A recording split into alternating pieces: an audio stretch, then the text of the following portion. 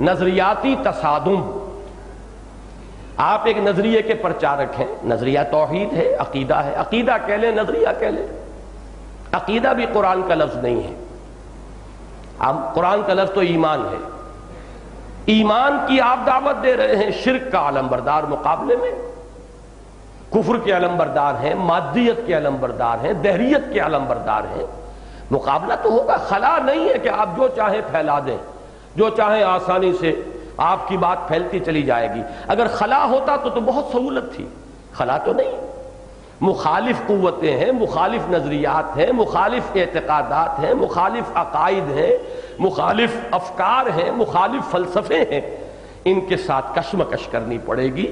آپ بھی دلیل لائیے، ان کی دلیل کاٹیے. جیسے میں نے عرض کیا، ڈیبیٹ میں کیا ہوتا ہے؟ ایک فریق ادھر کھڑا ہے، ایک ادھر کھڑا ہے.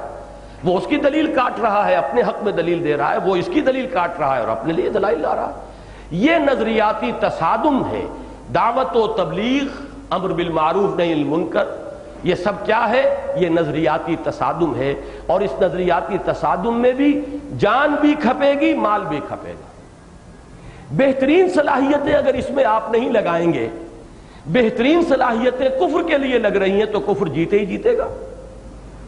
اس لیے کہ دیکھیے، اچھی طرح سمجھ لیجئے، اس دنیا کو اللہ تعالیٰ نے جن اصولوں پر بنایا ہے، جو قواعد اس کے رکھے ہیں، وہ یہ نہیں ہے کہ وہ اپنی طاقت سے غالب کر دے گا حق کو. اگر اپنی طاقت سے کرنا ہو تو باطل آنے واحد میں ختم ہو جائے گا. یہ تو آزمائش ہے انسان کی. وہ کشمکش میں مبتلا ہو، وہ قربانیاں دے، وہ ثابت کرے کہ میں اللہ کا بندہ ہوں، اپنا تن من دھن اللہ کے لیے لگا سکتا ہوں. لہذا اگر اہل ایمان بیٹھے رہیں گے، ان کے ذہین تر عناصر اس دعوت و تبلیغ میں نہیں لگیں گے، بلکہ بیچارے رہے جو معاشرے میں پیچھے رہ گئے، جو کہیں دنیا کی دوڑ میں ناکام ہو گئے، جو کسی تعلیم میں نہیں چلا اسے دینی تعلیم کی طرف بھیج دیا. اگر یہ کام آپ کریں گے تو گویا کہ آپ نے خود انڈر رائٹ کر دیا دین کی شکست کو.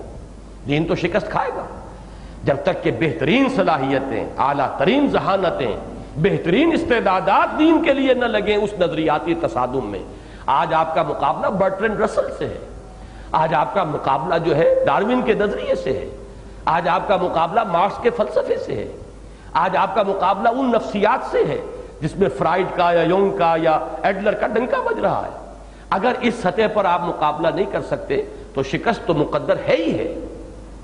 لہذا یہ جو سطح ہے یہ بھی معمولی نہیں ہے. بہترین صلاحیتیں کھپیں اور پھر پیسہ لگے. اعلیٰ سے اعلیٰ نظریہ رکھا ہوا ہے، کتاب ہے بہت اعلیٰ چھپ گئی ہے، لکھی گئی ہے، چھاپے گا کون؟ انقلابی لٹریچر ہاٹ کیکس کی طرح بکنے والی شے نہیں ہے. یہ میثاق میں جو تازہ میری قسط آئی ہے اس میں یہ لفظ میں نے استعمال کیا ہے.